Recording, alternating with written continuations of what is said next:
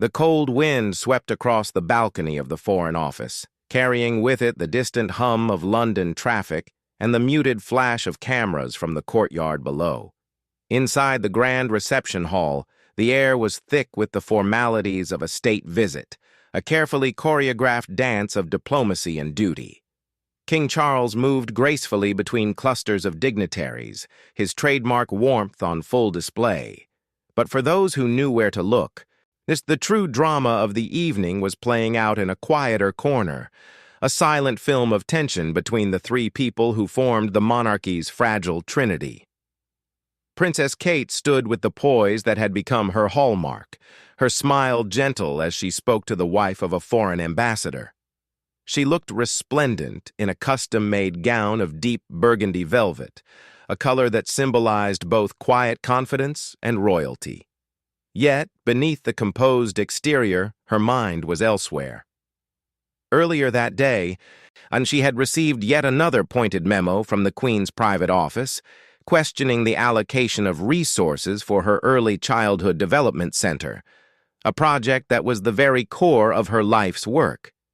It was the third such communication in as many weeks, each one a subtle but undeniable pinprick. Across the room, Queen Camilla was holding court. Surrounded by a circle of old friends and aristocrats, her famously throaty laugh rang out, in a sound that filled a room and commanded attention. Dressed in a striking cream silk dress by Fiona Clare, she looked every inch the queen consort, comfortable in her role after a lifetime of navigating the treacherous waters of the royal household. Her eyes, however, occasionally drifted towards the figure of her stepson, William, who was deep in conversation with the Prime Minister, his body language rigid and protective. The sight stirred a familiar feeling in Camilla's chest, a mixture of wariness and a strange, possessive pride in the institution she now helped lead.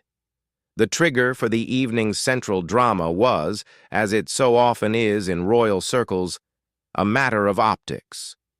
The official seating plan for the state banquet the following night had been leaked, or rather subtly pre-briefed, to a sympathetic newspaper. The plan positioned Kate in a place of high honor, directly beside the visiting head of state.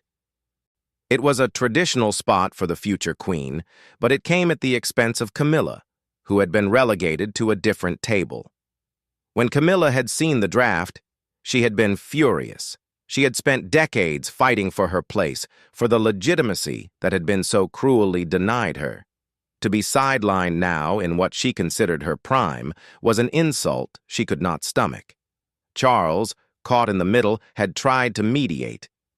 He had gently suggested to his wife that this was simply protocol, that Catherine was the future and it was important to project a unified image. But his words, meant to soothe, had only inflamed the situation. Camilla saw it not as protocol, but as a power play by the Cambridge camp. She had looked at her husband, her beloved, complicated husband, and for a fleeting second she had seen not the king, but the same vacillating man who had kept her waiting in the shadows for so many years. Now, as the reception began to thin out, the moment arrived. Charles, his face etched with a weariness that had nothing to do with the late hour, excused himself from a conversation and walked directly towards Kate. He placed a hand gently on her elbow, a gesture of genuine paternal affection that was not lost on the few onlookers. He leaned in and whispered something to her, his expression soft. Kate looked up at him, her eyes widening slightly before she nodded, her own smile becoming more genuine, more at ease.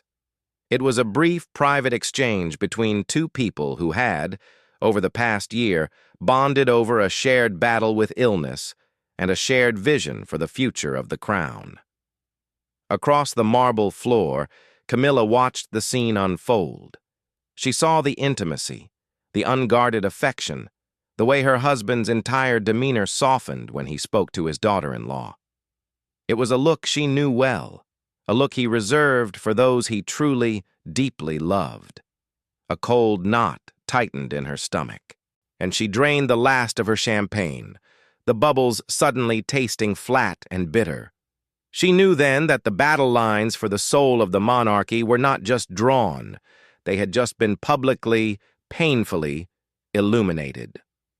The friendship between William and Kate at the University of St. Andrews had been the stuff of fairy tales, a slow-burn romance built on late-night study sessions, shared flats, and a good giggle. But in the gilded cages of the royal palaces, though that foundation was tested in ways a university campus could never prepare them for. The quiet disapproval from Queen Camilla was a current that Kate felt from the very beginning of her serious integration into the firm. In those early days before the engagement, the digs were subtle, often delivered through third parties or framed as concern. Kate, a commoner whose mother had been a flight attendant and whose father worked as a flight dispatcher before starting a successful party supply business, was subjected to a scrutiny that was both classist and cruel. Camilla, who came from a solidly aristocratic background, was reportedly unimpressed. The friends of the Queen Consort would later confirm to royal biographers that Camilla found the Middletons common and questioned whether a girl who didn't ride horses or shoot, the traditional pastimes of the upper class, could ever truly fit in. This wasn't just snobbery, it was strategy. Camilla had spent years watching the princes grow up. She had worked diligently to rehabilitate her own image after the Diana years, and she understood the power of the press better than almost anyone. She saw Kate's popularity as a potential threat. If the people loved the Duchess of Cambridge too much, it would inevitably draw comparisons. And in the world of the monarchy, comparisons are always odious. The low point came in 2007. William, just 24 years old and feeling the pressure of commitment, ended his relationship with Kate. The official story was that they were young and needed space. But behind palace walls, a different narrative took hold. The royal expert Christopher Anderson alleged that Camilla played a pivotal role in the split. Feeling that Kate wasn't worthy of joining the family, she whispered persistently in Charles's ear, urging him to force his son to make a decision. Either commit fully to Kate or set her free. Charles, ever the pragmatist and deeply influenced by the woman he loved, took the advice to his son. The result was a heartbroken Kate and a brief, painful separation that rocked the foundations of the couple's future. It was a cruel echo of history. Just as Camilla had been deemed unsuitable for Charles in the 1970s by the stuffy royal court due to her past, she now seemed to be applying the same litmus test to Kate, ensuring that the path to the throne would be as difficult for the middle-class girl as it had been for her. But Kate Middleton was not Diana Spencer. Where Diana had been volatile, emotional, and prone to public outbursts of pain, Kate was stoic, patient, and relentlessly strategic. She spent the months of the breakup not moping in a corner, but carefully, deliberately, showing William what he was missing. She was photographed looking stunning at his favorite nightclubs, surrounded by his friends, radiating confidence and independence. It was a masterclass in modern courtship, and it worked. By the summer, they were back together, and this time, William was sure.